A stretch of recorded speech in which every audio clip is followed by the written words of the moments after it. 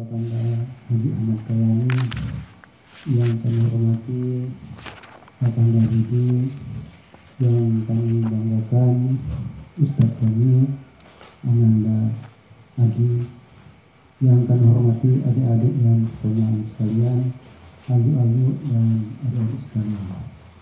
Marilah tidak henti-hentinya kita senantiasa bersyukur kehadirat Allah Subhanahu wa Ta'ala, yang mana atas rahmat, nikmat dan ridhonya sampai hari ini, sampai detik ini kita masih diberikan kesempatan, kesehatan, sehingga di tengah-tengah kesibukan kita masih dapat bersilaturahim di majlis yang mulia ini.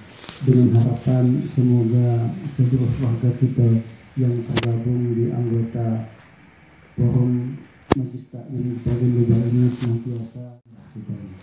Kemudian salawat serta salam semoga senantiasa tercurah kehargaan dengan kita yang besar Muhammad sallallahu alaihi wasallam. Allahumma shalli ala sayyidina Muhammad wa ala ali sayyidina Muhammad. Kepada para keluarga, para sahabat dan kepada segenap beliau, termasuk kita yang hadir di majlis yang mulia ini.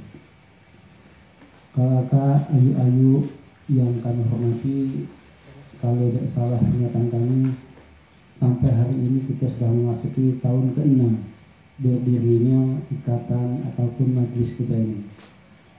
Dari tahun ke-6 ini kita bersyukur terjadi pasang surut. Kalau hari ini Ustaz kami mohon maaf, mungkin karena situasi cuaca sehingga anggota kami mungkin nunggu kalau ada, tapi dia ada. Jadi kami mohon maaf atas nama pengurus, dengan harapan semoga walaupun kehadiran kita sangat-sangat terbatas tidak mengurangi kualitas pertemuan kita pada siang dan sore hari ini. Bapak Ibu yang kami hormati, sekali lagi atas nama pengurus kami sampaikan apresiasi penghargaan yang tinggi kepada segenap anggota keluarga yang berkenan hadir memenuhi panggilan kita bersama. Insya Allah pertemuan kita pada sore ini senantiasa dalam berkah dan rahmat Allah SWT. Baiklah, untuk membuka majelis ini kita sama-sama awali dengan membaca khutbah kitab, dengan harapan semoga kita yang hadir di sini dan keluarga kita yang barangkali masih di jalan ataupun di rumah senantiasa diberikan keselamatan, perlindungan dan kesehatan kepada Allah SWT, dan dimudahkan serta dilancarkan segala urusannya. Al-Fatihah. A'udzubillahi minasyaitonirrajim. Bismillahirrahmanirrahim. Alhamdulillahirabbil alamin arrahmanir rahim maliki yaumiddin. Iyyaka na'budu wa iyyaka nasta'in ihdinas siratal mustaqim siratal ladzina an'amta 'alaihim ghairil maghdubi 'alaihim waladdallin. Amin. Bapak Ibu, kakak, ayu-ayu dan keponakan adik yang kami hormati serta ustaz yang kami banggakan, adapun urutan-urutan acara kita pada pertemuan hari ini tanggal 16 Januari tahun 2021 ini ya 17 Januari tahun 2021. Tadi sudah kita awali dengan pembukaan, akan dirangkaikan dengan penyajian materi merupakan sambungan dari pertemuan tahun kemarin, yaitu pengulasan fadilah atau manfaat surah Yasin. Insya Allah akan kita lanjutkan ini. Setelah itu akan dirangkaikan insya Allah dengan tanya jawab. Setelah itu akan kita rangkaikan dengan doa dan berkihim Fatihah kepada keluarga almarhum dan keluarga kita yang telah menjauhi kita. Kemudian acara ini kita lanjutkan dengan penyampaian informasi dari pembina proses rahmi, dan kita akhiri dengan penutup. Demikian rangkaian acara, malah kita ikuti acara ini satu persatu dengan harapan kita tetap sabar. Semoga apa yang akan diuraikan dan disampaikan oleh Pak Ustaz Adi akan bermanfaat bagi kita semua. Untuk itu kepada Ustaz kami persilakan. Assalamualaikum warahmatullahi wabarakatuh. Waalaikumsalam.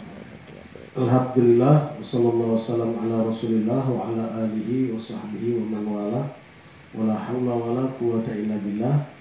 Baiklah Bapak Ibu sekalian, sebelum kita mendengarkan penjelasan dari tafsir surat Yasin, untuk menambah keberkahan, mari kita sama-sama membaca Yasin ini dari ayat pertama sampai ayat ke-10 ya. Mungkin banyak di antara kita sudah hafal, jadi kita sama-sama membacanya. Mudah-mudahan di samping kita bertambah ilmu, bertambah juga pahala. Karena setiap ayat-ayat Al-Quran yang kita baca itu mendapatkan ganjaran pahala dari Allah Subhanahu wa Ta'ala. A'udzu billahi minasy syaithanir rajim. Bismillahirrahmanirrahim. Yasin wal Qur'anil Hakim. Innaka laminal mursalin ala siratim mustaqim. Tanzilal azizir rahim. Litunzira qauman ma unzira aba'uhum fahum ghafilun. Laqad haqqal qawlu ala aktharihim fahum la yu'minun. Inna ja'alna fi a'naqihim aghlalan fahiya ilal adqani fahum mukmahun. Waja'alna min baini aydihim saddan wa min khalfihim saddan fa'alshayna fahum la yubsirun. Wasawa'un 'alaihim a'anzartahum am lam tunzirhum la yu'minun. Sadaqallahul azim. Alhamdulillah, 10 ayat kita baca dari surat Yasin. Mudah-mudahan ada beberapa ayat diantaranya akan kita dengarkan makna yang terkandung di dalamnya, sehingga insya Allah dari kita memahami maknanya, kita juga akan semakin khusyuk, semakin bisa menghayati ayat demi ayat dari surat-surat Al-Quran ini, sehingga makna bahwa Al-Quran tidak hanya sekedar bacaan kita, tapi juga merupakan informasi, merupakan berita yang valid, berita yang pasti, berita yang hak dari Allah Subhanahu wa Ta'ala untuk kita jadikan sebagai acuan di dalam menjalani kehidupan, sebagai bimbingan bagi kita di dalam kehidupan di dunia, menjadi imam bagi kita, sehingga insya Allah dengan kita berimamkan dengan Al-Quran, maka Al-Quran ini akan menghantarkan kita ke surganya Allah Subhanahu wa Ta'ala. Insya Allah. Memang ragam, interaksinya beragam ya. Untuk awam seperti kita, mungkin interaksinya hanya sebatas dari satu arah dari kita saja ya, karena kita hanya bisa membacanya, belum bisa memaknainya. Tapi kalau sudah kepada level para ulama-ulama yang mengerti ayat demi ayat, mereka memahami betul bahwa ayat Al-Quran itu adalah komunikasi antara Allah dengan hamba-hambanya. Jadi setiap kali dia membaca Al-Quran, dia merasakan Allah berinteraksi dengan dirinya, sehingga dalam setiap permasalahan yang dia hadapi, ada bagi dia tempat untuk mengeluh dan mengadu, dan pada saat itulah dia akan temukan jalan keluarnya melalui ayat-ayat yang dia baca. Karena itulah digambarkan oleh Nabi Shallallahu Alaihi Wasallam bahwa umat Islam itu ya, yang memang sudah membiasakan dirinya membaca Al-Quran, akrab dengan Al-Quran, disebut dengan ashabul Quran, ya, disebut dengan sahabat Al-Quran, seperti dalam hadis Rasulullah SAW, Iqra'ul Quran fa innahu ya'ti yaumal qiyamah syafi'an li ashabihi. Bacalah oleh kalian Al-Quran, kata Rasulullah SAW. Kenapa? Karena nanti Al-Quran lah yang akan memberi bantuan kepada sahabat-sahabatnya. Jadi Rasulullah menggunakan kata-kata sahabat bagi mereka-mereka yang akrab, yang aktif dalam kesehariannya membaca Al-Quran. Ya, ibarat sahabat, ibarat teman, ibarat karib, ya, dalam keseharian ya, kita tentunya pasti akan bertanya apa kabarnya. Kita pasti akan menyapa, kita akan bertanya apa kondisinya. Itulah kehidupan di dalam keseharian kita kepada sahabat kita, ya. Yang namanya kawan kan, nah itu kita dalam sehari itu pasti kita telepon, kita tanya ke mana kabarnya, setidak-tidaknya basa-basi lah, kita nanya assalamualaikum dan lain sebagainya, ya. Ini menunjukkan bahwa kita bersahabat. Kalau sudah kelamuan kita tidak nelpon, tidak nanya kabar, tidak ketemu, nah jadi renggang, ya. Persahabatan kita juga menjadi kaku. Yang namanya sahabat, dia akan terus berinteraksi, berkomunikasi. Nah, Al-Quran diibaratkan oleh Rasulullah SAW, semestinya seorang muslim, seorang mukmin bersahabat dengan Al-Quran, harus menyapa Al-Quran, harus ada bagian-bagian dari ayat Al-Quran yang dia baca, yang dia jadikan rutinitasnya. Dan alhamdulillah kita umat Islam yang ada di Indonesia ini diajarkan oleh para ulama-ulama kita, meskipun kita mungkin banyak belum bisa membaca Al-Quran secara lancar, tapi setidak-tidaknya kita sudah dibiasakan, ya, oleh para ulama-ulama kita itu untuk rajin membaca surat Yasin, sehingga dalam beberapa acara-acara, baik itu pindah rumah atau kelahiran atau kematian, yang dijadikan bacaan kita adalah surat Yasin. Nah, ini sebenarnya adalah metode para ulama kita supaya kita mempertautkan, mengikat hubungan kita dengan Al-Quran. Yasin juga bagian dari Al-Quran. Bahkan dikatakan bahwa Yasin itu qalbul Quran. Yasin adalah hatinya Al-Quran. Kalau Al-Fatihah adalah ummul kitab, adalah induk dari Al-Quran, maka Yasin ibaratnya adalah hatinya, hati daripada Al-Quran. Nah, dan ini yang pertama. Kemudian yang kedua, ada lagi diumpamakan kalau dia sudah lebih dari sekedar sahabat, sangat akrab, ya, naik levelnya menjadi ahlul Quran, ya.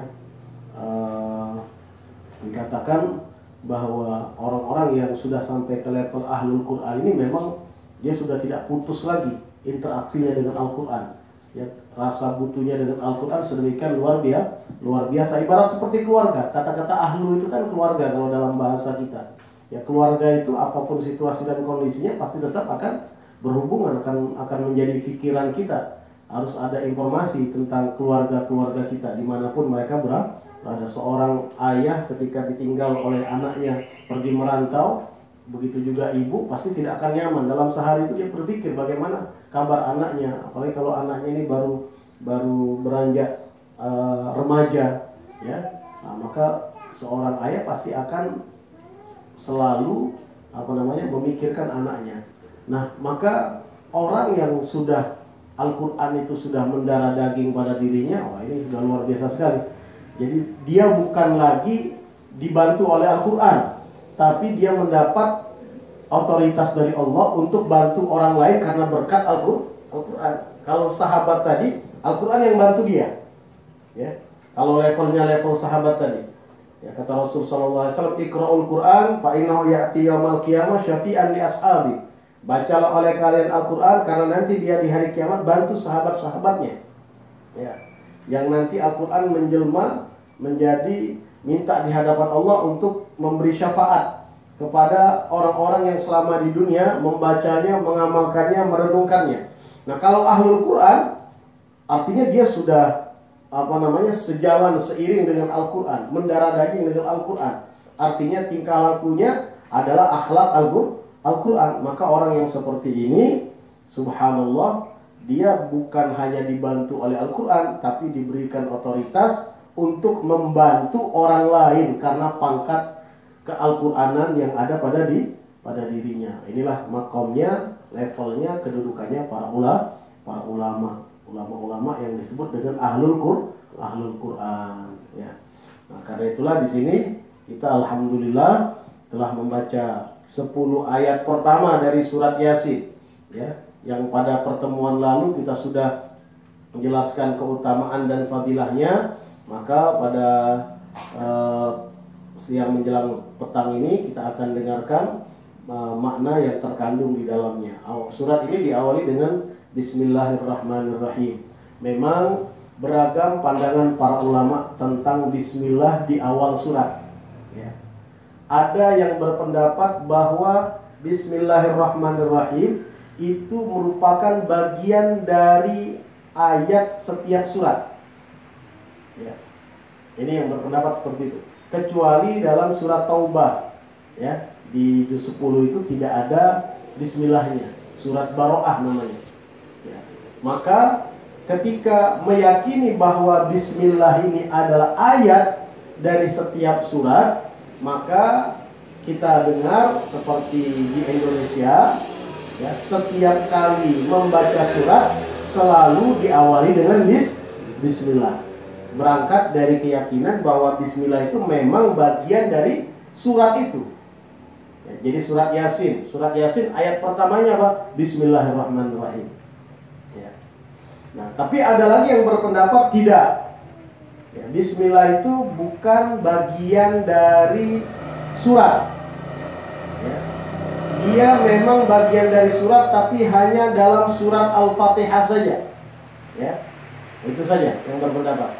Maka karena itu juga kita tidak kemudian menyalahkan kalau ada yang setiap kali baca surat dia langsung tidak pakai Bismillah. Ya.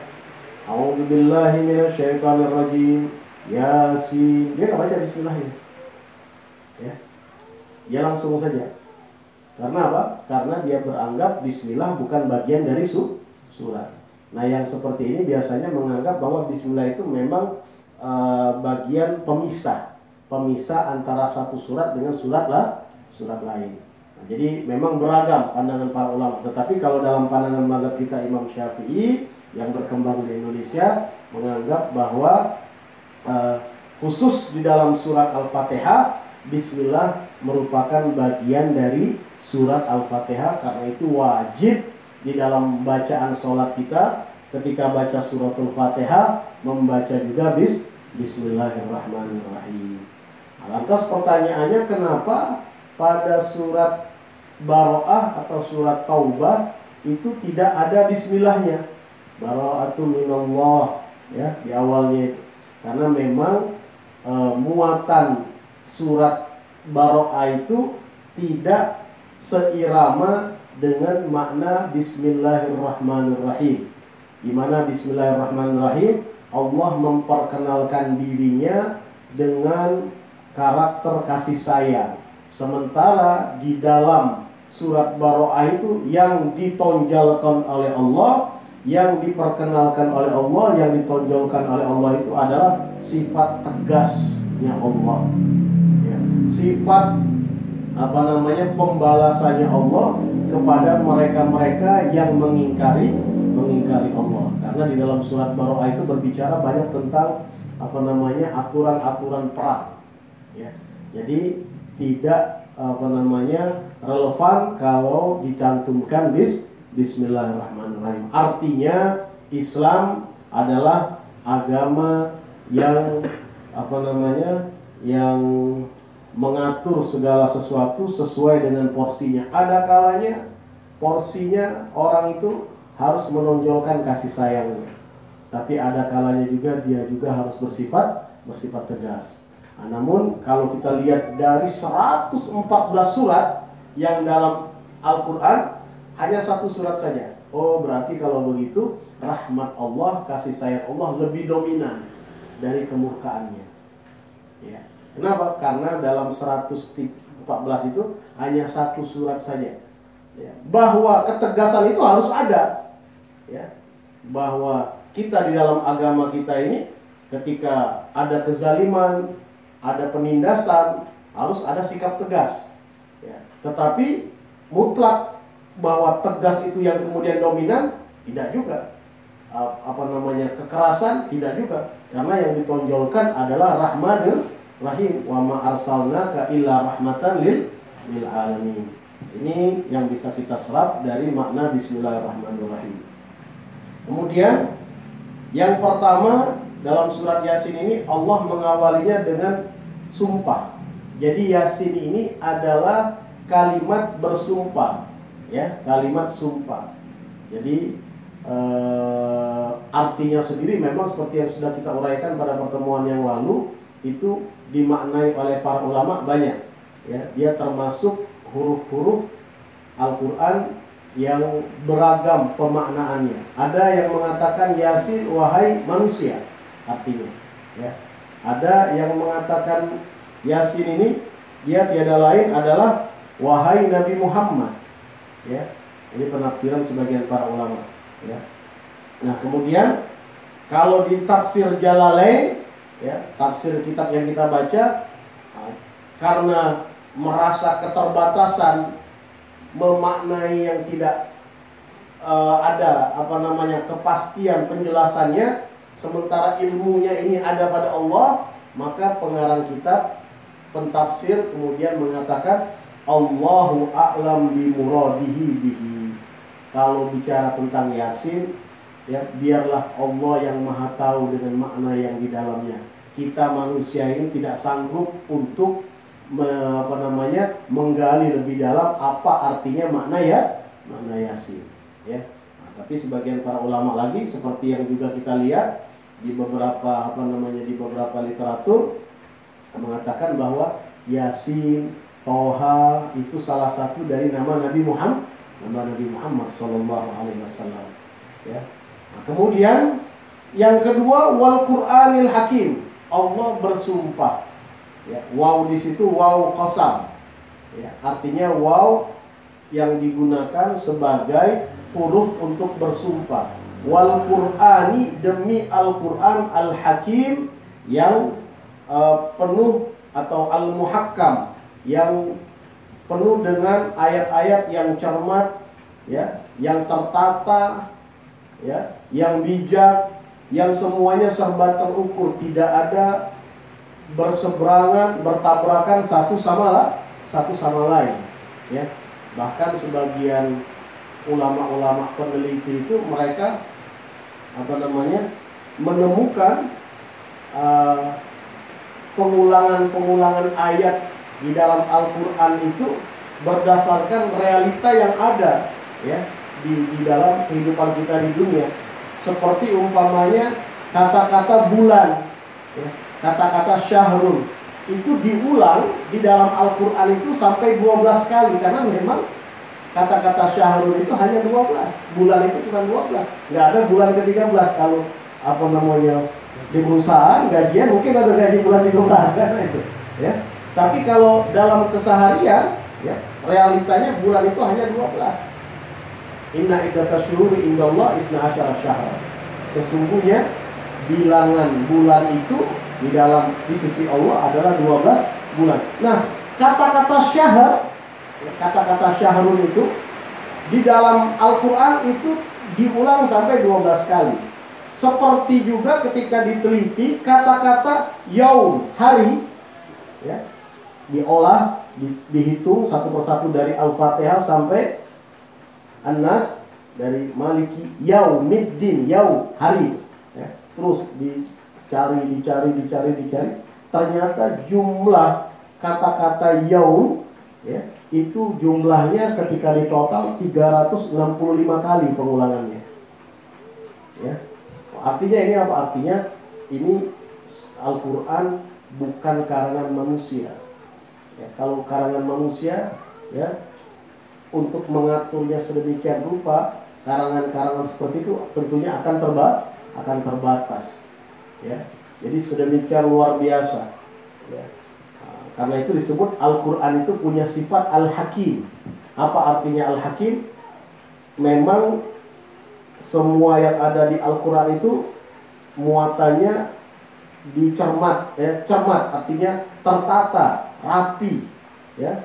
Semua bahasa-bahasanya ada makna, tidak ada kosong, dan tidak ada tabrakan satu sama lain, ya. Kalau umpamanya secara garis besar kita lihat ada tabrakan, berarti wawasan kita saja yang kurang. Karena kalau digali lagi lebih dalam, ternyata tidak seperti yang kita pahami dan kita mengerti, ya. Wal Qur'anil Hakim, demi Al-Quran yang penuh dengan kebijakan, yang penuh dengan keindahan susunan makna yang terkandung di dalamnya, ya. Innaka, nah tujuan Allah bersumpah ini apa?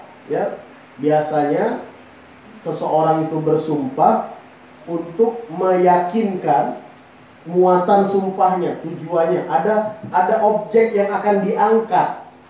Ya, ada objek yang akan diangkat, yang ingin diangkat temanya, supaya orang yang diajak bicara ini tidak ragu, tidak bimbang.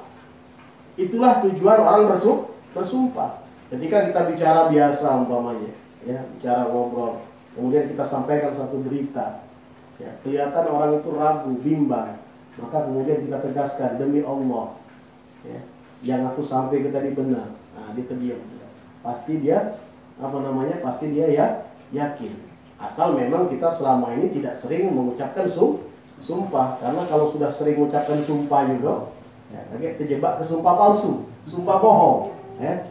Nah, seperti sekarang yang banyak terjadi kan, ya, sumpah palsu, karena sudah terbiasa bersumpah sehingga akhirnya kualitas dari sumpahnya tidak lagi bernilai. Karena itu kita, kata Imam Syafi'i, meskipun kita benar, hindari kebiasaan bersumpah. Hindari kebiasaan bersumpah. Kenapa? Karena nanti akan menyeret kita bersumpah atas sesuatu yang tidak benar. Ya. Jadi tidak perlu, apalagi hanya urusan-urusan sepele, ya, urusan-urusan yang tidak punya nilainya. Nah, tidak usah kemudian kita jadikan sebagai objek atau sebagai untuk meyakinkan orang harus pakai bersumpah. Hanya sekedar berita burung saja, ya, untuk sekedar meyakinkan orang kita kemudian pakai bersumpah. Nah, itu tidak perlu, ya. Apa isi sumpahnya, muatannya, tujuannya? Innaka laminal mursalin, sungguh engkau, wahai. Yang dimaksud, yang diajak bicara ini adalah Nabi Muhammad. Karena itu disinilah para ulama, ya, melihat susunan ini, mereka kemudian mengambil kesimpulan, oh kalau begitu Yasin tadi itu Nabi Muhammad yang dipanggil. Kenapa? Karena jawabannya innaka, sesungguhnya engkau. Wahai Yasin, wahai Nabi Muhammad, demi Al-Quran, sesungguhnya engkau. Kan begitu. Jadi nyambung. Innaka yang dimaksud kembalinya kepada Nabi Muhammad. Sesungguhnya engkau laminal mursalin, tergolong dari para rasul. Ya. Innaka laminal mursalin. Nah, surat ini, Bapak Ibu sekalian, masuk dalam kategori surat Makkiyah. Surat yang Allah turunkan periode Nabi Muhammad masih di Mekah, ya. Karena surat itu nanti ada beberapa macam. Ada surat Makkiyah, ada surat Madaniyah. Kalau surat Madaniyah itu periode Nabi sudah pindah ke kota Madinah. Lebih banyak bicara tentang hukum. Tapi kalau di Mekah, bicaranya lebih banyak tentang meluruskan akidah, meluruskan tauhid, ya. Nah, ini surat Yasin jenis surat Makkiyah, ya. Ketika Nabi Muhammad menyampaikan dakwah, banyak masyarakat pada waktu itu karena sudah ratusan bahkan ribuan tahun sudah tidak mengenal cara beribadah yang benar, sehingga mengakar pada diri mereka kemusyrikan. Maka ketika Nabi Muhammad memaklumatkan dirinya sebagai Nabi dan Rasul, ya, tidak mudah orang-orang Arab menerima, ya, apalagi mereka tahu Nabi Muhammad ini, ya, seperti kehidupan mereka hari-hari manusia biasa, ya. Hanya saja memang dalam track record beliau adalah orang yang bersih. Catatan beliau itu bersih, tidak ada catatan kotor. Bahkan beliau terkenal sebagai orang yang amanah, sebagai orang yang tidak pernah dusta. Maka mereka ketika Nabi Muhammad SAW mendeklarasikan kenabiannya, kerasulannya, itu orang-orang Mekah pada waktu itu menolak, tidak serta-merta menerima. Bahkan banyak di antara mereka yang kemudian mencela, mencaci maki, mendiskreditkan, dan bahkan memfitnah. Maka Allah Subhanahu wa Ta'ala perlu memberikan support kepada Nabi Muhammad, memberikan dukungan kepada Nabi Muhammad. Jangan engkau lemah, jangan engkau dengar ucapan mereka, jangan engkau kecil hati, ya. Bisa jadi saat ini mereka tidak akui kerasulanmu, tapi aku yang menurunkan para rasul sebelummu, yang telah mengutus nabi-nabi sebelummu, ya. Aku juga yang telah kemudian melantikmu sebagai seorang rasul. Jadi tidak perlu opini makhluk, tidak perlu pandangan manusia, tidak perlu pertimbangan apakah engkau diterima atau tidak oleh masyarakat. Yang paling penting engkau jalankan tugas. Innaka laminal mursalin, sungguh engkau adalah bagian dari para rasul. Artinya yang dibawa oleh Nabi Muhammad itu melanjutkan ajaran nabi-nabi, rasul-rasul yang sebelumnya. Beliau bukan rasul yang tiba-tiba muncul bawa ajaran yang berbeda, tidak. Intinya sama. Intinya adalah mengenalkan hakikat dari rububiyah, ketuhanan Allah Subhanahu wa taala. Itu yang dibawa oleh Nabi Isa, itu yang dibawa oleh Nabi Musa, itu yang dibawa oleh Nabi Ibrahim, itu yang dibawa oleh para nabi-nabi sebelum beliau. Innaka laminal mursalin ala siratim mustaqim. Jadi ini sumpah Allah, ya. Jadi Allah bersumpah untuk menguatkan Nabi Muhammad dan juga mematahkan ejekan-ejekan orang-orang kafir Quraisy pada waktu itu, bahwa engkau adalah bagian dari utusanku yang berada di jalan yang lurus, ya. Jadi Nabi Muhammad mantap hatinya, tidak lagi bimbang, tidak lagi merasa ragu, ya.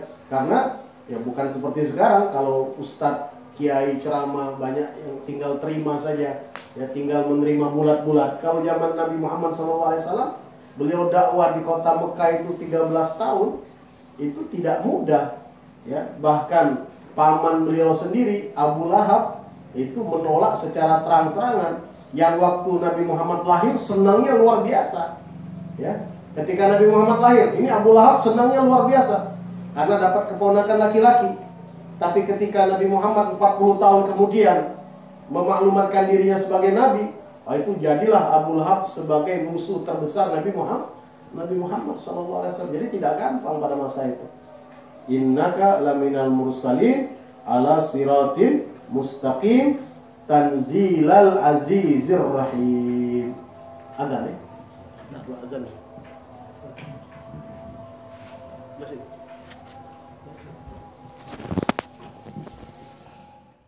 Nah, di sini ada perbedaan pentafsiran oleh para ulama, ya.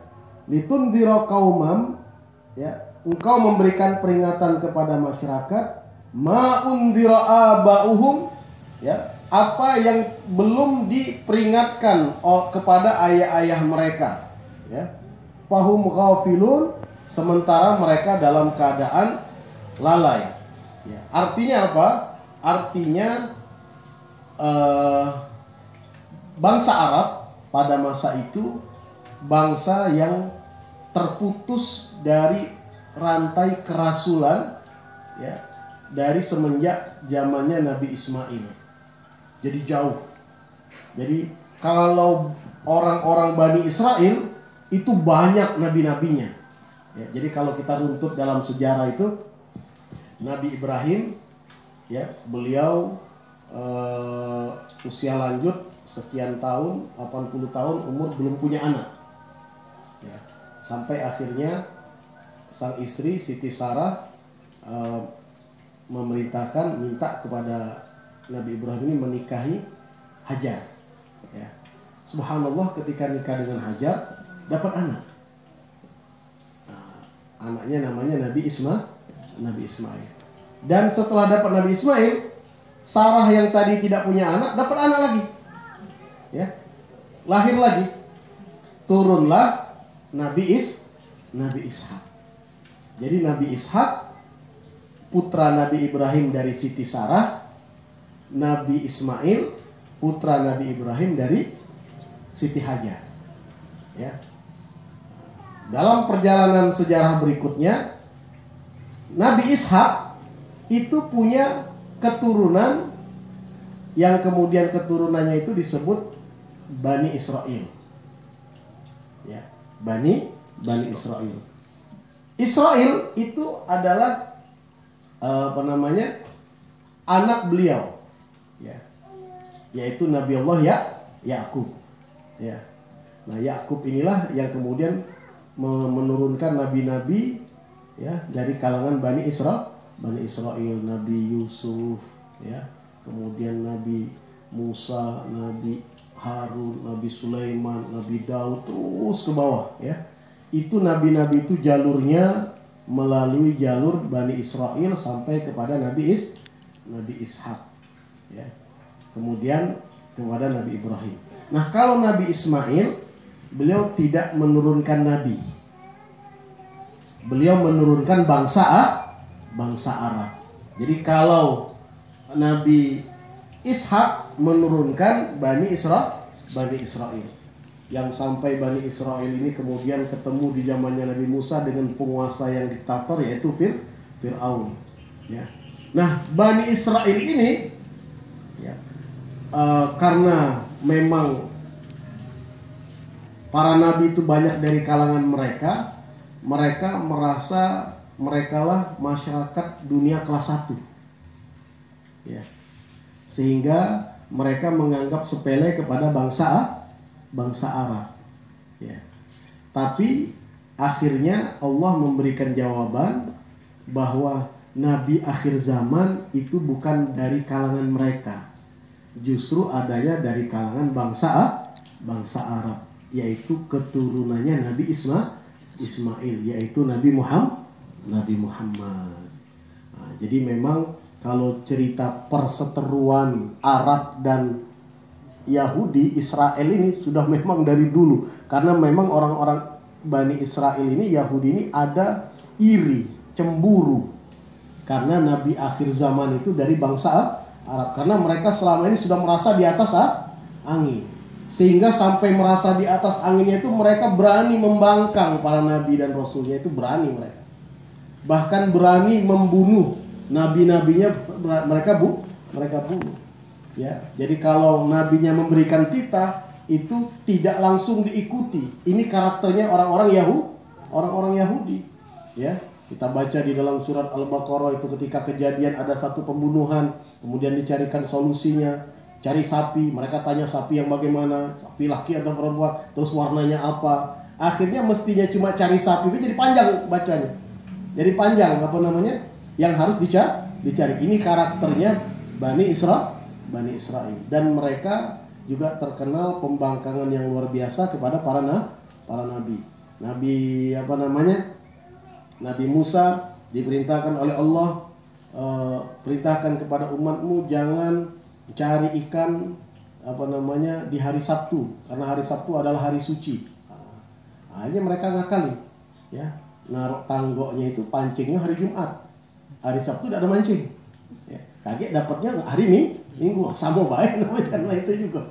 Ya, nah ini luar biasa, liciknya luar biasa. Karena itu akhirnya dihukum oleh Allah, banyak di antara mereka yang dirubah menjadi monyet, kirodatan khosiin, ya, monyet-monyet yang hina. Na'udzubillah min dzalik.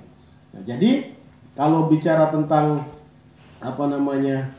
kalau bangsa Arab memang mereka dari lama, ya, karena itu seperti kakeknya Nabi itu Abdul Muttalib, kan Nabi Muhammad bin Abdullah bin Abdul Muttalib. Kalau ditanya beragama, apa agamanya? Agama Nabi Ibrahim. Jadi jauh itu ribuan tahun. Ya, ribuan tahun. Sehingga memang akhirnya di bangsa Arab sendiri, karena tidak banyak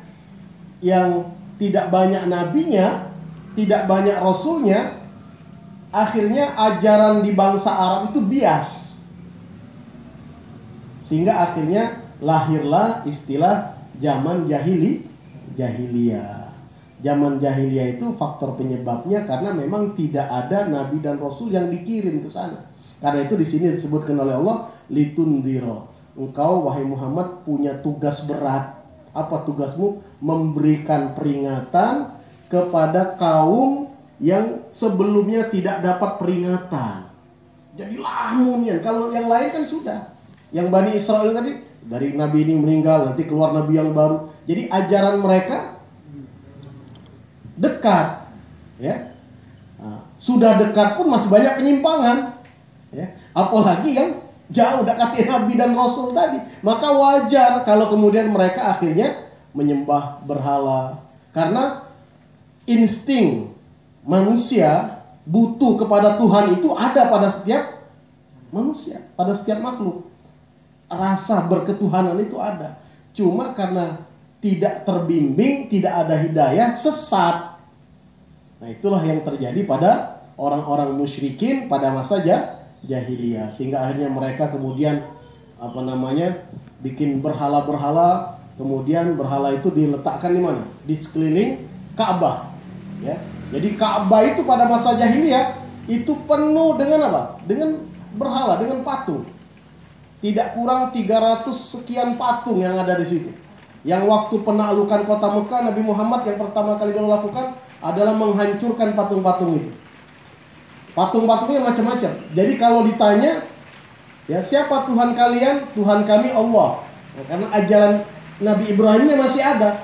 Tapi kenapa kalian menyembah patung ini? Ini perantara kami, Tuhan-Tuhan kecil kami. Karena itulah mereka disebut kaum musyrikin. Ya, musyrikin. Kalau kafir itu tidak percaya sama sekali dengan Tuhan. Ya. Ingkar kepada ketuhanan. Tapi kalau musyrik dia mengakui ya, adanya Tuhan, tapi pada saat yang sama dia menyekutukan Allah dengan makhluk-makhluknya. Ya. Nah, karena saking jahiliyahnya, jahiliyah itu kan bodoh artinya, jahil. Bukan bahasa kita paling mengjahil itu iseng. Jahil kalau dalam bahasa Arab itu artinya bodoh. Artinya memahami sesuatu tidak sesuai dengan realita. Itu namanya jahil, tidak tahu. Ya, seperti yang didokumentasikan oleh sebagian para sahabat yang mencerminkan kebodohan mereka pada masa jahiliyah.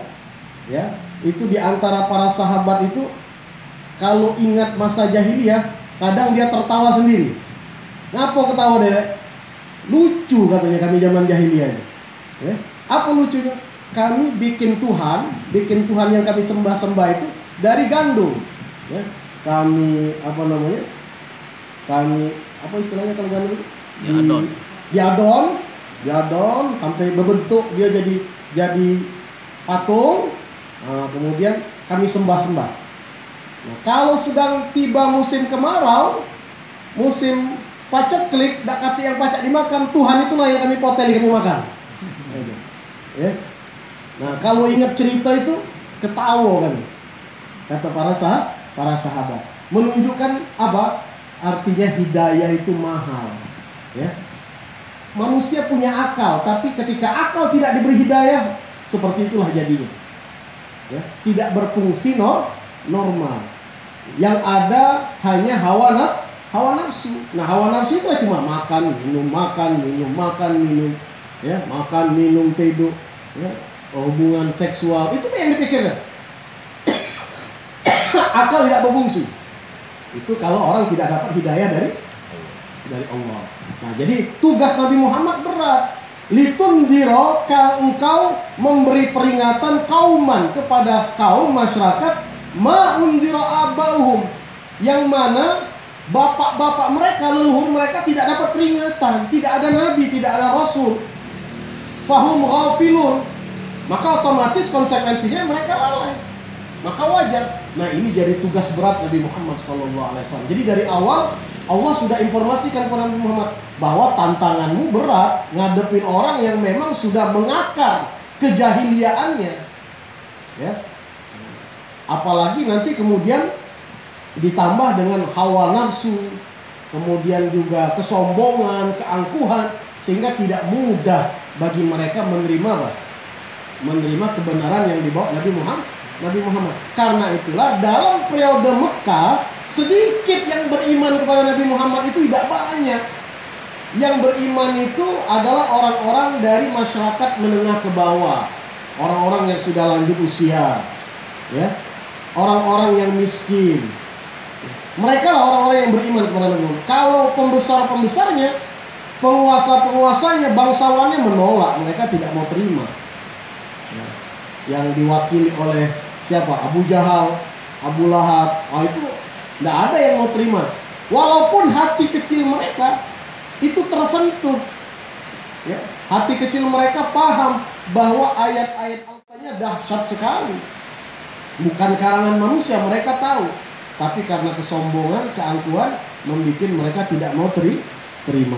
Litunzira qauman ma unzira aba'uhum fahum ghafilun. Jadi ini ayat yang bisa kita baca dan terjemahkan pada petang hari ini. Insya Allah nanti kita akan lanjutkan kembali pada pertemuan berikutnya, karena nanti setiap ada nabi dan rasul, masyarakat pasti akan terbelah menjadi dua.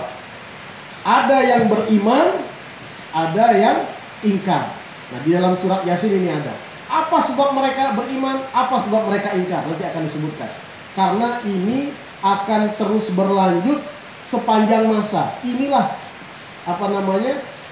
reaksi manusia terhadap agama. Jadi ketika kita baca Yasin, sebenarnya kita baca zaman kita. Kita baca reaksi masyarakat kita. Kita baca diri kita sendiri. Ya, kita tinggal memposisikan kita ini di posisi yang mana. Itu saja. Ya, karena semuanya ada bakunya itu sudah ada di dalam Al-Qur'an. Nah, mudah-mudahan insya Allah di dalam surat Yasin ini kita masuk dalam kelompok-kelompok innama tunziru man ittaba'a dzikra wa khasyiyar rahmana bil ghaib. Ya, kita masuk dalam kelompok ini.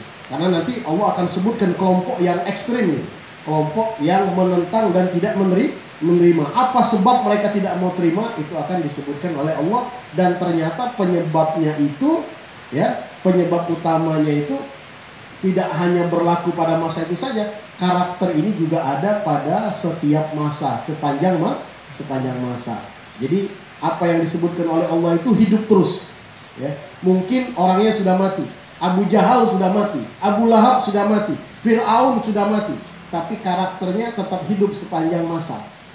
Seperti Sayyidina Abu Bakar sudah meninggal, Sayyidina Umar sudah meninggal, tapi karakter mereka diabadikan oleh Allah dalam Al-Quran. Dan kita berada di dalam posisi menentukan pilihan ikut karakter yang mana yang disebutkan oleh Allah dalam Al-Quran. Nah, untuk itulah kenapa kita harus baca Al-Quran. Jangan sampai salah pilih karakter, ya, karena sudah disebutkan semuanya oleh Allah dalam Al-Quran.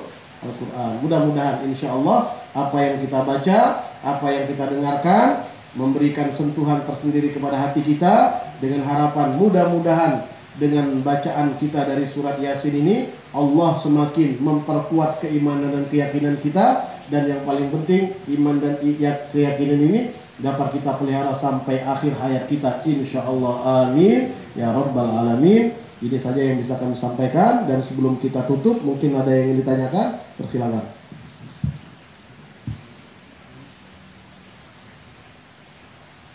Ya, harus sesuai dengan materi. Mungkin ada materi atau pertanyaan terkait dengan masalah hukum ibadah dan lain-lain, silakan.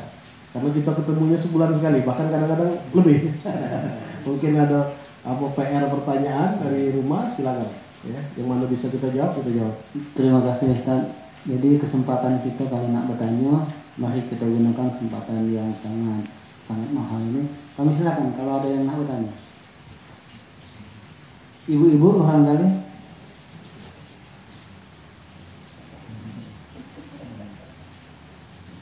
Kalau udah kate aku nak bertanya ini, lah pernah kutanyakan tapi masih belum tuntas. Posisi musafir dan mukim itu ya. Nah sekarang ini katakanlah 100% posisi mamang ini bermukim di Palembang. Tapi asal muasal kami ini memang dari dusun Ringin. Nah pada saat sedang balik ke dusun, aku ini masih ragu, terus jujur nih, ketika ini aku tanyakan ini, posisi aku ini sebagusnya sebagai musafir atau mukim waktu kita balik dusun. Ini tersangkut dengan pelaksanaan ibadah. Apakah tidak dimungkinkan kita jamak atau qashar kalau sedang balik ke Beringin, atau yang paling bagus itu kita tetap memposisikan sebagai mukim, melaksanakan ibadah sholat itu sebagaimana mukim. Ini yang perlu aku tanyakan yang pertama. Kemudian yang kedua, andai kata ini kan suatu saat kita ini berusaha untuk mencintai Al-Quran, dan kalau mungkin setiap saat kita bersama Al-Quran. Namun kadang-kala lupa bahwa posisi kita ini dalam keadaan tidak berwudu. Apakah itu menjadi dosa? Apa makna? Terima kasih atas jawabannya. Kami tunggu kan. Jadi ada istilah mukim, ada istilah mustautin, ya, ada istilah musafir. Jadi kalau mukim itu dia menempati satu wilayah yang dia satu saat akan tinggalkan wilayah itu. Dia bukan tempat, artinya tempat dia bertumpu di sana, bukan, ya. Ini namanya mukim, ya. Orang-orang rantau itu namanya mukim. Tapi kalau mustautin artinya dia tidak kemana-mana, dia hanya tinggal di tempat itu saja, kecuali ada kepentingan-kepentingan tertentu dia baru keluar, ya, maka itu berarti dia mustautin, ya. Artinya memang dia bertempat tinggal di situ. Kalau kita Lembang ya mungkin dengan KTP lah kan, nah, berarti kita sudah mantep di situ. Kita tidak ada keluar lagi dari situ kecuali kalau memang mendesak. Berarti kita sudah jadikan itu sebagai tempat kita tinggal. Kalau mukim itu dia sekedar berdomisili, tidak selama-lamanya di situ. Maka dalam hal ini ketika Kuraso sama-sama mungkin kita ini, ya, kalau ditanya asal muasal dari Beringin kalau, nah, kan itu. Nah, cuma problemnya, masalahnya ketika kita balik ke Beringin, kita di sana itu kan tidak menetap lama, tidak menetap dalam artian menjadikan Beringin sebagai tempat tinggal tetap kita, hanya sementara kunjungan baik, ya. Nah, maka berarti ketika kita sampai di situ, maka kita masuk dalam kategori musafir. Kalau lebih dari 4 hari niatnya, maka jatuhnya kita mukim sudah, ya. Jadi selama kita statusnya musafir, kita boleh mendapatkan keringanan ibadah tadi, boleh jamak, boleh qashar, ya. Jadi hitungan musafir itu orang yang berniat tinggal di satu tempat tidak lebih dari 4 hari, ya, tidak lebih dari 4 hari. Maka selama dia tinggal di situ, dia statusnya musafir. Umpamanya nak ke Prabu Muli atau ke dusun, balik ke dusun, berapa hari di situ? Cuma 3 hari, ya, cuma 3 hari. Nah, maka berarti dia selama di dusun musafir, ya, selama di dusun dia musafir. Kalau ditanya nak berapa hari di dusun? Seminggu. Nah, nyampe di dusun, pas nyampe di dusun itu sudah ada musafir lagi. Status dia adalah mukim, ya. Tapi bukan tinggal tetap, dia mukim. Dia masuk ke dusun sudah harus menjalani ibadah seperti mustautin, seperti penduduk setempat. Jumat dia wajib Jumat, sholat zuhur pada waktunya, sholat asar pada waktunya, tidak boleh jamak lagi nih. Nah, jadi musafir itu selama dia dalam perjalanan dari Palembang nak ke dusun tadi, itu musafir, dia boleh jamak, dia boleh qashar. Tapi ketika dia nyampe ke dusun, tercabut status musafirnya karena dia sudah berniat nak tinggal di dusun lebih dari 4 hari, ya. Nah, wal iqamah 4 ayyam, dia niat tinggal di tempat yang dia tuju 4 hari. Nah, tapi kalau kurang dari 4 hari, ya, sudah masuk ke situ dia masih musafir, ya, itu baik. Kemudian pertanyaan kedua tadi mengenai Al-Quran, akrab dengan Al-Quran. Kalau untuk membaca tanpa memegang fisiknya Al-Quran, itu tidak diwajibkan berwudu.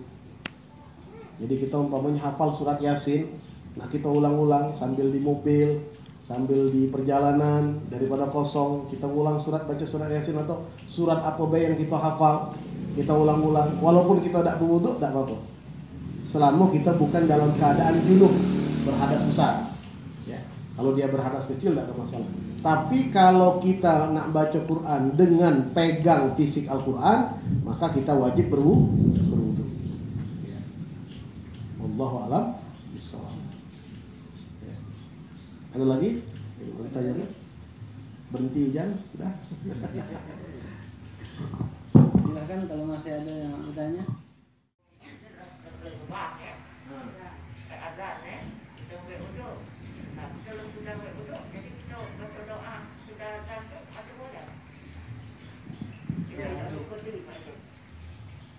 Kita wudhunya pas lagi azan.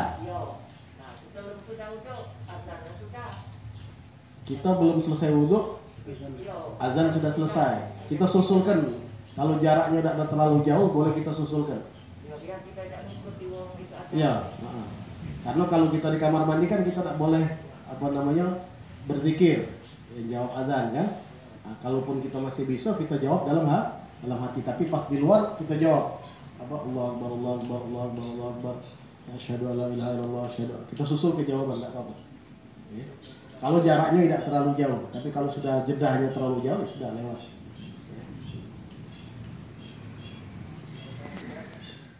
Ada yang paham gitu ya, bahwa surat Yasin waktu saja itu kayaknya ada haram gitu kan, maksudnya nggak kayak ini.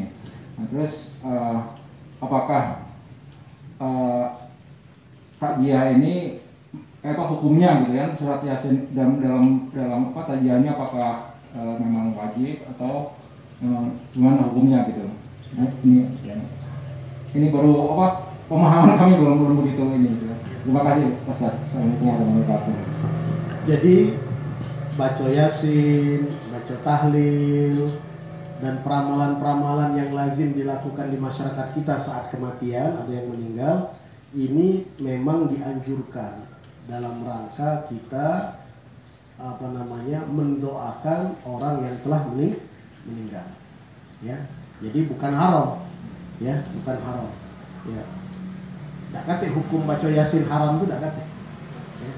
Haram baca Yasin. Kita malah disuruh baca Quran kok, malah bilang haram. Ya. Mungkin mereka memahaminya bahwa kenapa yang ini kelompok yang mengatakan bahwa itu haram, mereka berpikir secara sempit, ya. Apa pikiran mereka di zaman Nabi tidak katik ngamalkan itu. Ada orang mati Nabi ngumpulkan baca Yasin. Itu yang kemudian mendorong mereka segala sesuatu yang tidak ada di zaman Nabi kemudian dilakukan, berarti ini sudah mengada-ngada menurut pendapat mereka. Itu pemahaman mereka. Sah-sah saja mereka berpahaman seperti itu. Tapi kelompok yang sebelah, kelompok kita yang sering mengamalkan hal ini, melihatnya bukan dari sudut pandang di zaman Nabi tidak diamalkan. Kita melihat ini adalah amal soleh. Orang baca Yasin kan amal soleh. Orang baca tahlil. Siapa yang berani mengatakan bahwa mengucapkan la ilaha illallah tidak katik pahalanya? Pasti ada pahalanya. Ngumpulkan uang, nunjuk makan, ada pahalanya. Nah, tujuannya itu adalah bagaimana kita berkumpul bersama-sama, minta kepada Allah dengan kemuliaan surat Yasin, zikir-zikir yang ada, mohon agar Allah mengampuni orang yang telah meninggal. Pernah satu saat Nabi itu lewat di satu pemakaman, ya, ada 2 kuburan. Kemudian Nabi mengambil ranting dahan kurma yang masih segar, kemudian beliau letakkan di situ 2 itu. Kemudian beliau mengatakan, ya, selama dahan ranting ini masih segar, maka orang yang ada di dalam kubur ini, ya, diangkat siksanya oleh Allah. Ya, orang ini sedang disiksa. Wa ma yu'adzabani. 2 orang ini sedang disiksa. Ya, 2 orang ini sedang disiksa. Bukan karena hal yang besar, tapi hal yang sepele. Yang satu, kalau dia buang air kecil, dia tidak istibrok, dia tidak tuntas. Dia tidak benar istinjanya, ceboknya tidak benar, ngecer-ngecer. Sehingga akhirnya apa? Pakainya jadi najis dan akhirnya dia sholat najis. Yang kedua ini tadi, kalau kemana-mana ngomongin fitnah, menyebarkan fitnah, ngadu domba. Karena sebab inilah, hal sepele inilah keduanya disiksa di dalam kubur. Tapi dengan berkat 2 ranting dahan pohon yang masih segar ini, azab kubur ini diangkat. Para ulama memaknai kenapa? Apa khasiat 2 dahan ranting ini? Ternyata seperti yang kita baca dalam Al-Quran, seluruh yang ada di semesta ini semuanya bertasbih, berzikir. Ya. Jadi dengan berkatnya dahan ranting yang diletakkan itu, dahan ranting ini masih berzikir. Zikirnya dahan kurma ini tadilah yang menjadi sebab azab kubur itu terangkat. Nah, para ulama mengatakan kalaulah tasbihnya dahan kurma saja bisa menyebabkan orang ya terangkat dari siksa kubur, bagaimana dengan tasbih bacaan Al-Quran yang dibaca oleh seorang muslim yang memang dalam rangka berniat supaya orang yang dalam kubur itu diangkat siksanya oleh Allah ya. Jadi memang ada dua perspektif, ada dua pemahaman. Kalau yang pertama tadi ya pemahamannya hitam putih baik. Dak katik zaman Nabi tidak boleh lagi katanya gitu. Nah, kalau yang ini tadi tidak seluruh yang dak katik di zaman Nabi dikatakan tidak boleh. Ya, kalau nak model mah itu alangkah sempitnya kita beragamain. Ya. Repotnya kita nak beragamain. Ya, seperti umpamanya Quran. Saya ini nyontoh ke Quran. Quran itu kan ada harokat, ada titik, ya, ada tanda wakaf. Itu zaman Nabi tidak katin. Ya. Kalau kita lihat situs-situs sejarah Islam itu, lihat ada surat Nabi Muhammad kepada raja-raja. Itu huruf-huruf Qur'annya tidak terbaca gitu. Tidak katik titik, tidak katik harokat, saro bacanya gitu. Yang masih ada harokat ya saronian. Apalagi tidak harokat ya. Ada titik antara tak dengan ya, itu sama bentuknya, tidak katik titiknya. Nah, sekarang kan ninjok rumus, kalau tak titik dua. Itu kan tanda untuk apa? Untuk mudahkan baca. Itu kapan itu dibikinnya? Setelah Nabi Muhammad meninggal. Zaman Nabi tidak katik. Nah, mestinya kalau nak diseragamkan ma itu berarti haram juga itu Al-Quran itu kan, nah itu. Nah, jadi tidak baca kita katakan seluruh yang tidak katik zaman Nabi haram. Tidak boleh juga. Karena tidak seluruh, selama memang jadi barometernya selama memang ada dasarnya, ya, ada argumen-argumen yang mengarah ke sana, membuka pintu untuk ke arah ke sana, silakan. Selama itu bukan hal-hal yang bertentangan dengan syariat. Ya. Kecuali kalau umpamanya ya, sudah merubah, umpamanya sholat dikurangi, ya, cuma 2 kali baik sholat pagi sama sore baik. Nah ini sudah ya, kata ini model seperti ini kan? Atau umpamanya sholat bilangannya jadi 7 rakaat sekaligus, umpamanya itu. Nah ini tidak bisa. Nah ini memang sudah hal yang berbau syariat yang sudah baku. Tapi kalau yang seperti tadi, ya tidak semestinya kemudian dijadikan silang pendapat. Ya, silakan. Yang berpendapat aku nak pakai yang orisinil baik, yang ada di zaman Nabi baik, aku amalkan, yang nak katik aku silakan. Nah yang tadi tidak, karena kan Nabi memerintahkan kita supaya mendoakan orang-orang yang sudah meninggal. Apa yang kami lakukan ini dalam rangka mendoakan orang yang meninggal, tidak apa-apa. Karena itu kan kita ada sholat jenazah. Kalau umpamanya wong yang sudah meninggal tidak katik reti lagi, tidak perlu lagi disolatkan kan? Tapi masih perlu disolatkan kan? Artinya ada manfaat dari orang yang hidup untuk orang yang sudah meninggal. Ya. Jadi kira-kira mana? Wallahu. Kalau tidak katik lagi, kita tutup dengan membaca suratul Fatihah. Dan suratul Fatihah ini kita hadiahkan, insya Allah kita doakan untuk keluarga-keluarga kita yang telah wafat, yang telah meninggal dunia.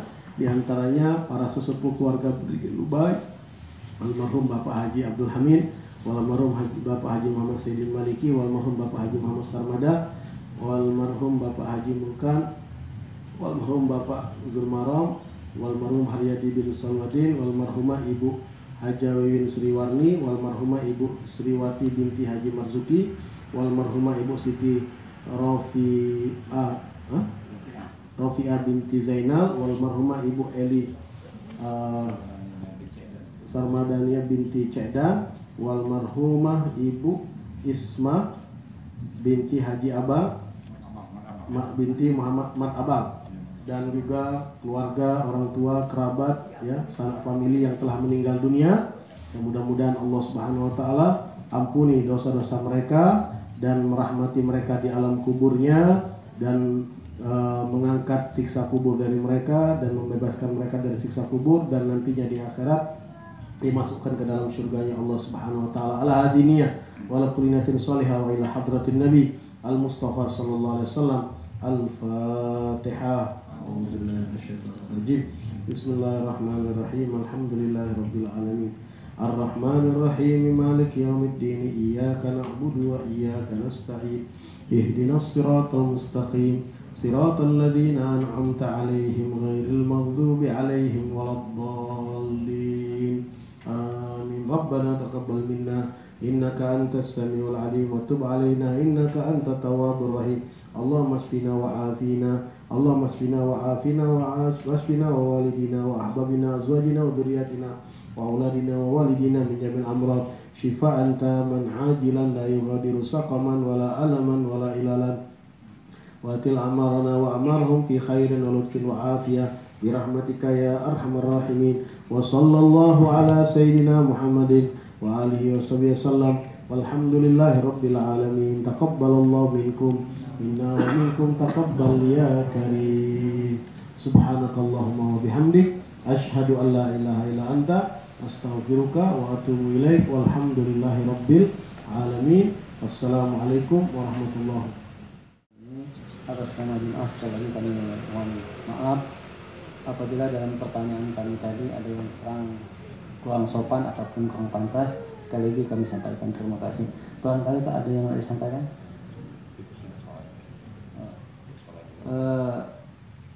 Anggota yang kami hormati, setelah kita sholat zuhur asar jemaah jangan balik dulu, masih ada yang nak disampaikan oleh tetangga Kirani ya sekitar 5 atau 10 menit. Kami silakan yang belum ngambil uduk barangkali